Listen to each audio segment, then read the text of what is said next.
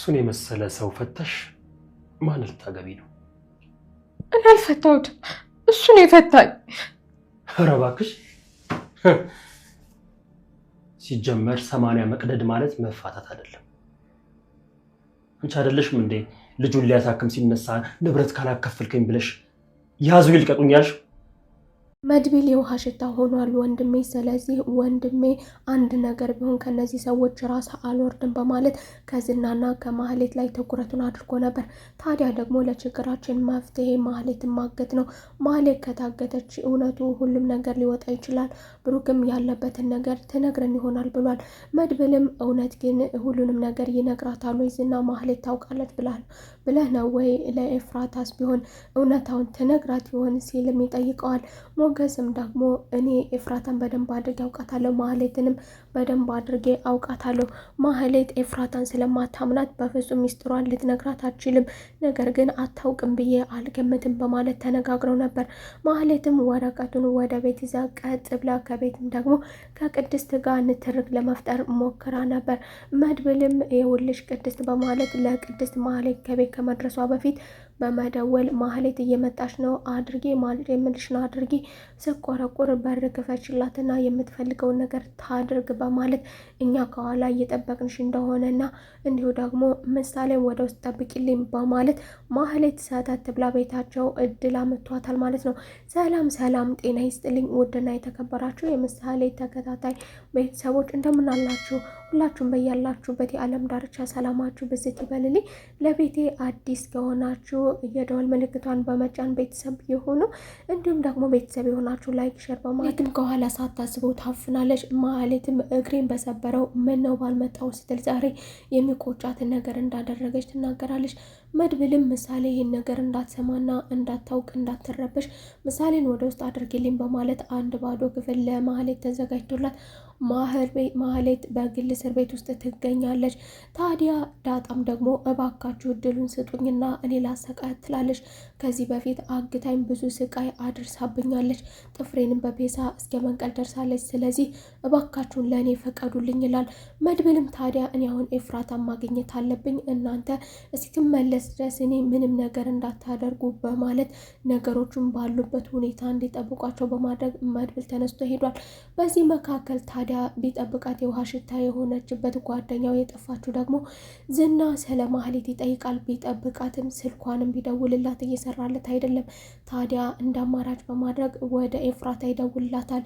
ኤፍራታ ማህሌት ምን ሆና ነው? ብደውልላትም ስልኳ አይሰራም፣ የምታውቂው ነገር አለሽ በማለት ለኤፍራታ ይጠይቃታል።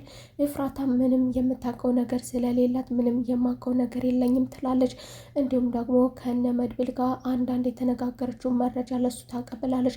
እሱም ይሄንን እንዴት አወቅሽ ቢላትም እሱ ይወደኛል በማለት ኤፍራታ ወደ ፍቅር እንዳማራች ትናገራለች ለዝና።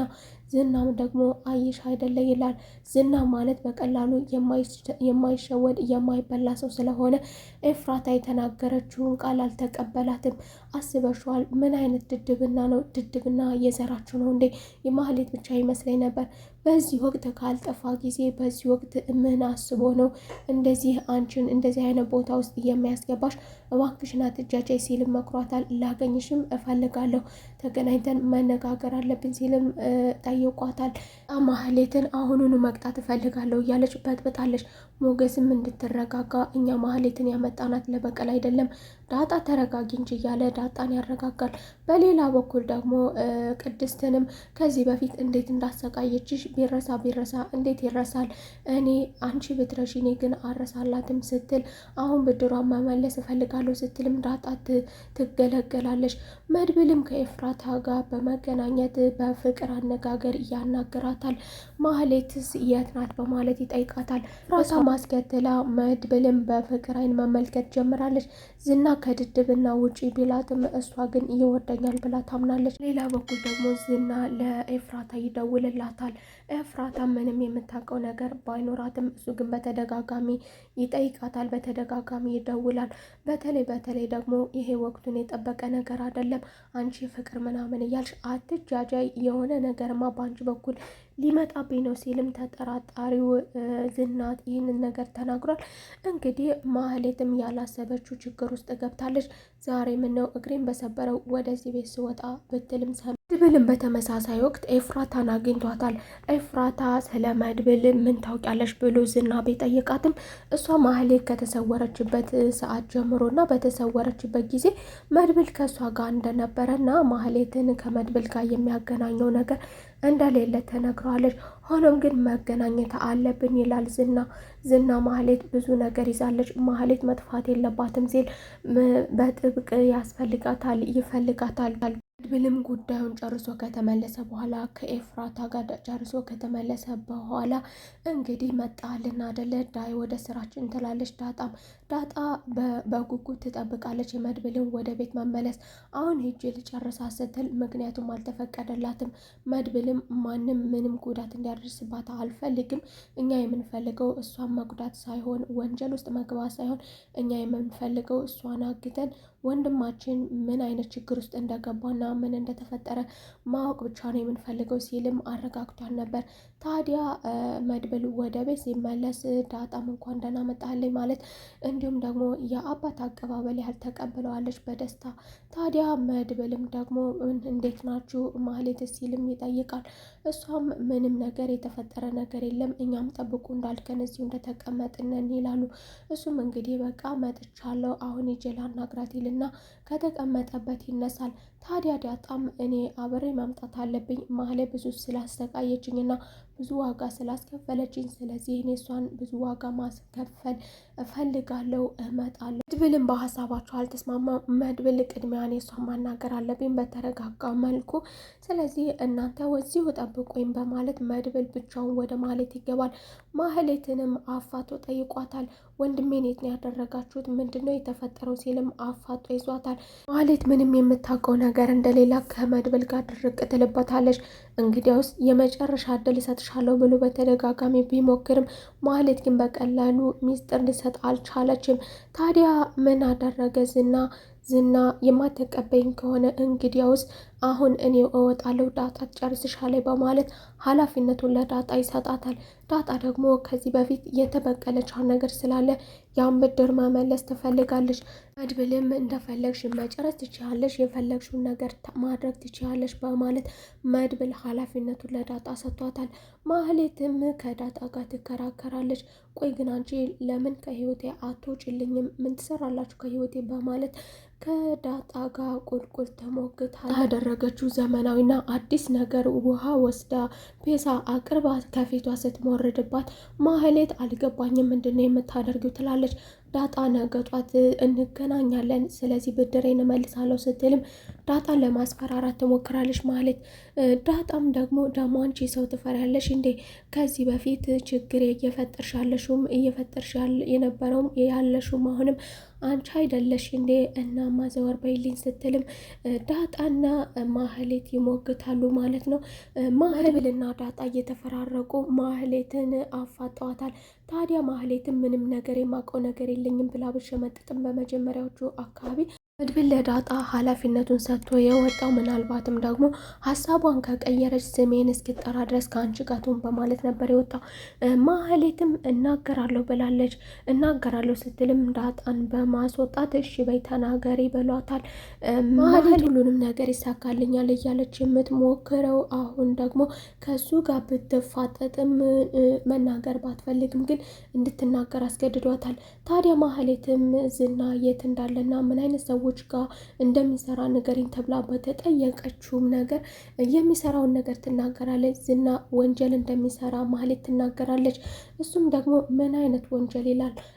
ማህሌትም የሚሰራውማ ወንጀልማ ከወንጀለኞች ጋር ግብረ አበር እንደሆነና ወደ ውጭ ሀገር አደንዛዥ እጽና ያልተፈቀዱ ነገሮችን ያስተላልፋል። ስለዚህ ያለው ገቢ እንግዲህና ያለው እውነታ ይሄ ነው በማለት ይህንን ትነግረዋለች። ፍራታም ከዝና ጋር በመደዋወል ያልፈለገችውና አላስፈላጊ የሆነ ጊዜው ዱብዳ ውስጥ ገብታለች። ዝና መልእክት ያዛታል ለኤፍራታ እነ ብሩክ ቤት በመሄድ ምን እየተካሄደ እንደሆነ እንድታጣሪልኝ እፈልጋለሁ በማለት የቤት ስራዋን እንድትቀጥል እሷም ይነግራታል። እናም ደግሞ አሁን እንድትሄጅ እፈልጋለሁ ቤት ምን እየተካሄደ እንደሆነና ማህሌት ምናልባትም እዛ ውስጥ ታግታ ከሆነ አጣሪልኝ ሲልም ኤፍራታን ይጠይቃታል። ኤፍራታም ደግሞ እኔ የማውቀው ነገር የለኝም እንሄድ አብረንም ሲላት እሷ አልተስማማችም። እኔ መሄድ አልፈልግም፣ ባይሆን ሌላ ቀን አብረን እንሄዳለን ትል ነበር። እሱም እንደሚሄድና ከኤፍራታ ስር አይለይም ኤፍራታ ምንጭ ትሰጠኛለች ብሎ ስለሚያስብ ስለ ማህሌትም ቢሆን በኤፍራታ በኩል ላገኝ ይችላለሁ በሚል ኤፍራታን ቀርቧታል። ኤፍራታ እንግዲህ ከፍቶላታል። ከሁለቱም አቅጣጫ ከሁሉም አቅጣጫ ከፍተኛ ገንዘብ እየተቀበለች ነው ማለት ነው። እና ከባድ የቤት ስራ ተሰጥቶታል።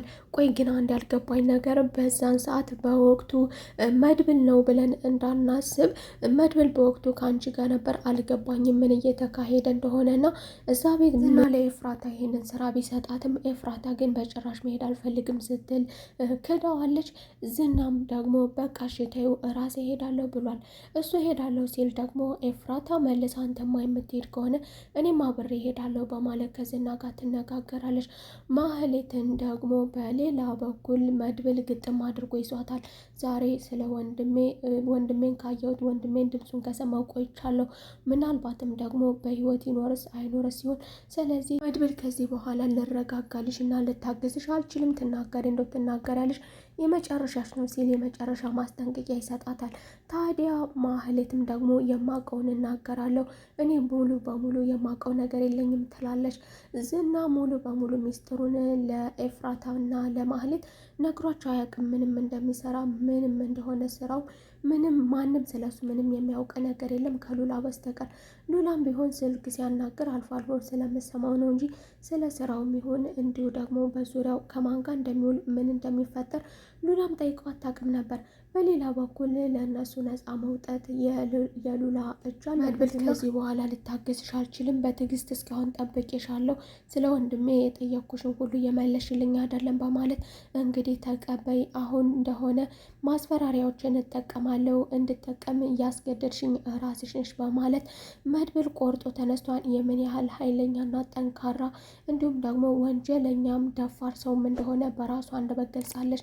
ታዲያ ማህሌት ምን አይነት እህል ውሃ ገጠማት? ማህሌት ትልቅ ችግር ውስጥ ገብታለች። ዝና ትልቅ ችግር ውስጥ ገብቷል። ዝና ማህሌትን ማዳን አለብኝ፣ ማህሌት ስለ እኔ ብዙ ነገር ታውቃለች እያለ ዝናም በሌላ በኩል የቤት ስራ አግኝቷል ማለት ነው። በቀጣይ ተመልሰን እስከምንገናኝ መልካም ቆይታ